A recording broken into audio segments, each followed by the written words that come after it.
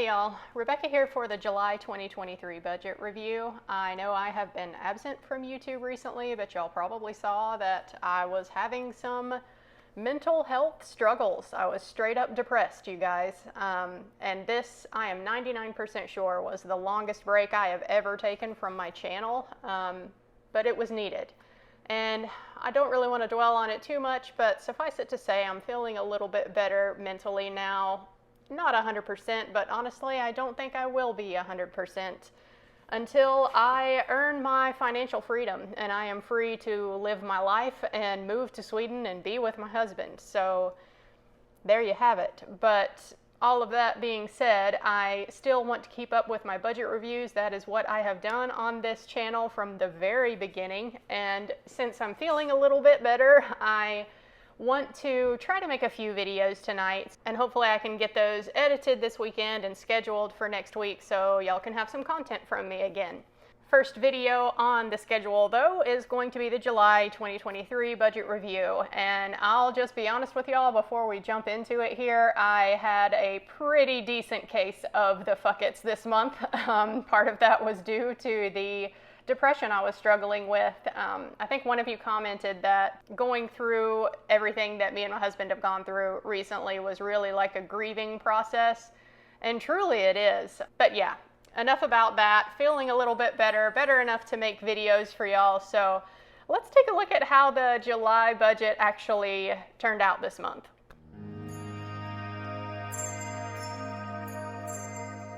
Okay, so here we are, starting at the top as always with my net income for the month. I have a little bit of carryover from month to month in my budgets, and I carried over $18.85 from June 2023 into July.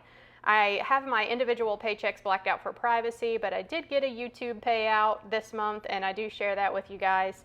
And that was $139.65. I also get 2% cash back from using my Fidelity card, and that automatically gets invested into my Fidelity taxable brokerage account. And this month I got $33.06 back. I never carry a balance on this card, never pay interest on this card. So totals at the bottom here, I was expecting to bring in almost $4,800. And I actually brought in $49.38.30. I'm always a little bit conservative on my work paychecks just in case there's a night where I don't get a lunch or something. That happens sometimes. If you're new here, I work in healthcare, and I do ultrasound for a living, third shift, and I work in an ER, so sometimes it gets a little crazy at night, but that's how it goes. So anyhow, moving down into the bills and spending here, and we can see where the case of the fuck-its kind of began. But starting at the top, I live here in North Carolina, and my mortgage every month is $840. This balance out to the side here, the $127,963.58 is what I owed on the house at the start of July. My $840 payment went through, and I paid off $210.03 worth of principal. That is what this number to the side here is. And this number I do count into my savings rate every month. Utilities, I budgeted $125, and I came in almost right on the money there. So I've actually bumped this number up for August because I did have to break down and turn on the air conditioner, and it has been hot here in North Carolina recently. So that thing has been running, but I did barely manage to come in just under that $125 budgeted for. Next after that, internet is $65.25 every month. That was on target. I budgeted $120 for gas for my car, and I came in at $111.93. Food and household budget, y'all can see here. This is a big low spend challenge 2023 item for me, but once again, I just barely crept over. I spent $617.17. Really not too mad about it. I mean, the whole point of the low spend challenge was to really just make myself start paying attention to this more rather than blowing up the food and household budget every month like I was doing fairly consistently in 2022. So far in 2023, honestly, this has gone pretty well. There have been 3 months where I've gone over this $600 budget, and every time I think it's been less than 20 bucks that I've gone over the budget. So really, it's not that bad. If I'm just paying attention to how much I'm spending month to month, then I'm being much more reasonable than I was in 2022, and that's a win. Next, vitamins and protein. So every few months, this ends up being a big chunk of change for me. But this is not something that I can just not do. I have a health condition that requires a heavy supplementation and extra protein in my diet. And when I buy whey protein to supplement in smoothies, in my coffee, I buy 5 pounds at a time, and I buy good whey protein that doesn't have a bunch of junk in it and artificial sweeteners and all of that type of stuff. No soy, no gluten, all that kind of thing. So it's expensive to buy 5 pounds of that at a time. And then a whole bunch of vitamins that I ordered from Amazon. Yeah, I never know exactly.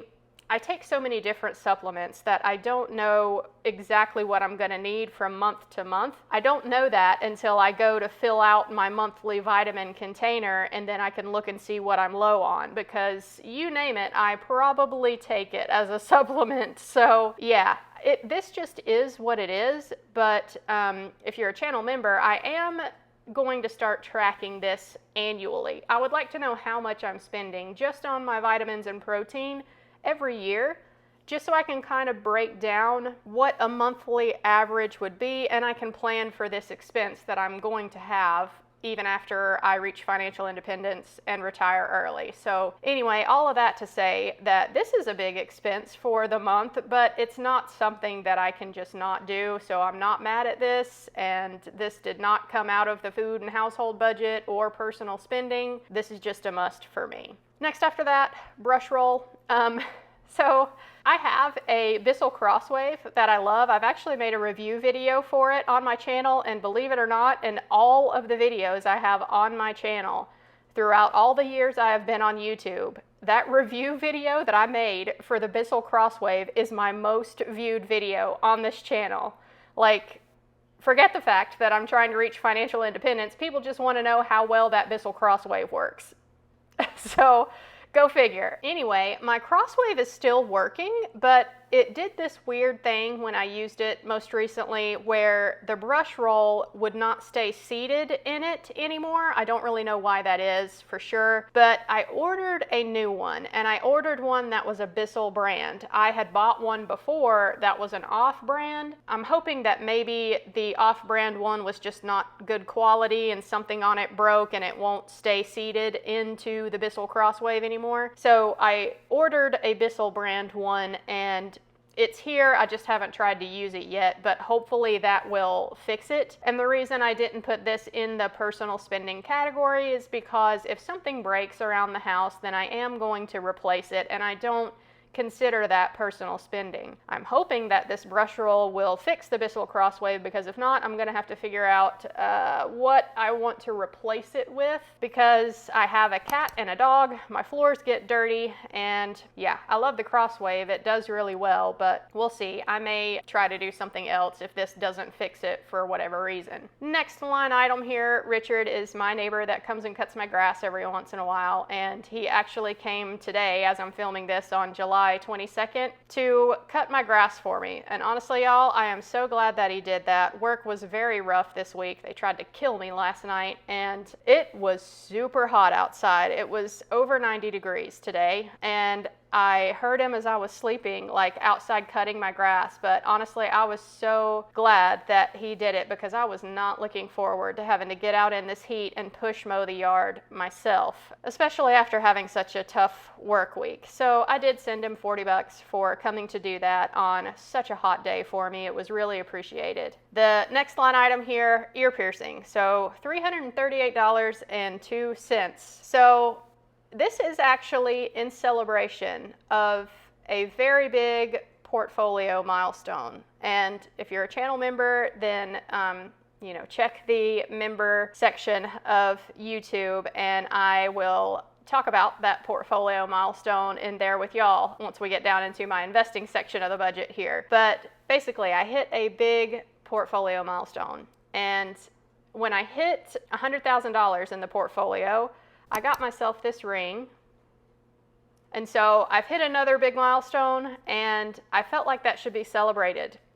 I did not put this ear piercing in my personal spending, because anytime I hit a big portfolio milestone, I feel like it should be celebrated, and y'all should celebrate too whenever you reach big milestones in your portfolio growth, in your net worth growth. I just think that that should be celebrated, and I wasn't going to not recognize that just because I'm trying to do a low spend year for 2023. So what I decided to do was go get some ear piercings done, and this $338.02 was for all of the ear piercings and the earrings that I ordered off of Etsy. Yeah, I actually got 3 ear piercings, a second lobe piercing, a conch, and a helix piercing, and I did this on both sides. Please pardon my skin having a moment today, but yeah, I did that on both sides for my ear piercing, and I love it, but it's going to take some time for those to heal, so I can't change out with the earrings that I bought for a long while. But yeah, I just wanted to get it all done in one go and order the earrings that I wanted, so I did that, and I spent $338.02.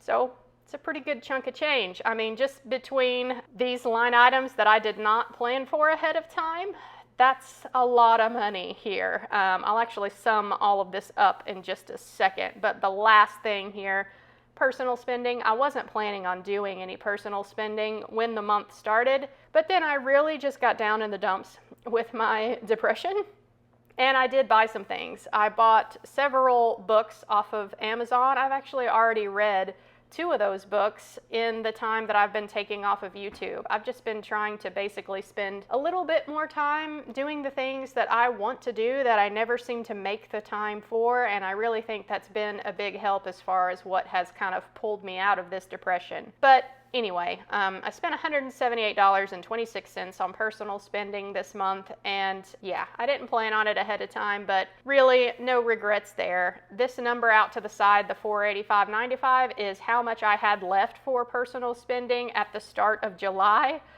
So we are really getting down to the wire here. I don't have much personal spending left for the year. We'll see if I can actually stick to it come the end of 2023.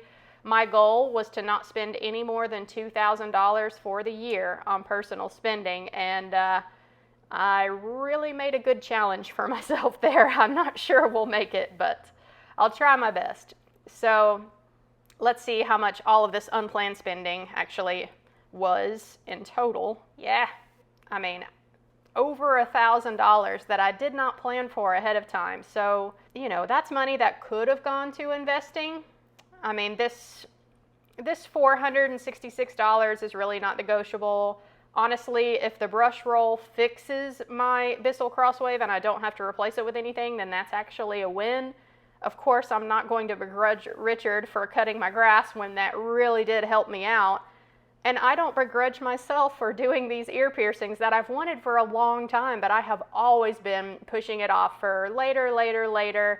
I thought for a while, you know, maybe it would be an after Phi thing to celebrate Phi, but you know what? It's going to be a long time before I get to financial independence. So I felt like hitting this portfolio milestone was a good excuse to do that. And really, the only thing that I could have put off for later was some of this personal spending, but no big deal. I mean, this was only $180, less than that. But nonetheless, all of these things do add up in the month. So yeah, that was $1,000 that I didn't plan for ahead of time. But the good thing about my budget now is I have a lot more cash flow available to me than when I first started on this channel, and I was really far in debt and trying to dig myself out of that. I did not have a lot of cash left over at the end of the month. So if things would come up that I needed, I mean, they just had to wait. So yeah, anyway. Moving down to the debt section for my car, another big milestone was hit this month. I made my usual $555 payment, and this is not my minimum payment. It's a little bit above that just so I can see the balance drop by $1,000 every couple months. And when July started, I owed $22,422.20. And now I am below $22,000. Let's see what it is exactly. Now I owe $21,901.25 on my car. So that means that I can color in another icon on my debt-free color chart that I made for my car, since this is my last non-mortgage debt that I have remaining. So let's color in that icon together right now. All right, it feels good to get another icon colored in. I am not paying off this debt aggressively because the interest rate I have on this car is 1.98%. I bought it new in 2021 when interest rates were still very low. So I am basically not focused on paying that car off aggressively. I may never get to that point. Previously on my channel, I talked about once the markets recovered to all-time highs that I may decide to focus on paying off my car aggressively just to get it paid off. And yes, it would be very nice to be just completely debt-free besides the mortgage.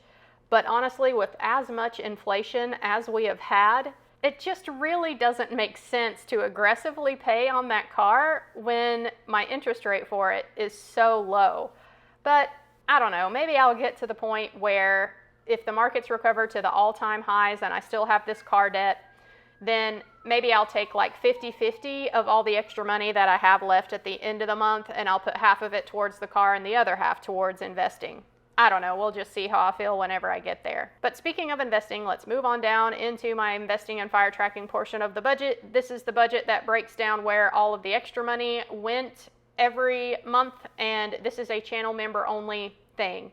I just don't feel comfortable sharing publicly my total portfolio numbers and which accounts I have and where they are, etc., etc. This is only for channel members. So if you are a channel member, then take a look in the membership section for this portion of the budget, and we will go over that together. But I do still publicly share my monthly savings rate and my overall percentage progress towards my financial independence retire early number. So let's take a look at that. Okay, there we have it. My savings rate for the month, despite having that $1,000 of extra stuff that I didn't plan for ahead of time, was still 44%. So my savings rate includes the principal mortgage payoff and anything that I invest both pre and post tax. All of that goes into my savings rate.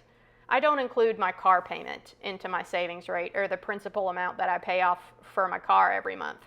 I could, but you know, at this point my plan is to move to Sweden whenever I reach fire, so I'm not going to take the car with me. So yeah, I just choose not to include that in my savings rate calculations monthly right now. And as far as am I financially independent yet, I am 43.53% of the way to the number that I am aiming for, to call myself financially independent, quit work, and begin the process of immigrating to Sweden. So getting there, it's encouraging. And that means for my final balance down here at the end of July, I do have about $50 that I can roll over into August. August should be pretty exciting for me. Number one, because I am taking a trip to Sweden next month. I took a few weeks off work actually to have a nice long trip, and then Christopher's going to fly back with me when we come back and spend some time over here as well, so I'm looking forward to that. But also, August is a 3 paycheck month for me. That's great. I should have some good investing to show for that, as long as I don't spend too much when I'm over in Sweden, so we'll see how that goes. But yeah, July ended up not being that bad of a month overall, despite all the extra spending that I had. So really, I'm not mad at myself for doing some personal spending, for finally getting my ears pierced like I've always wanted to do.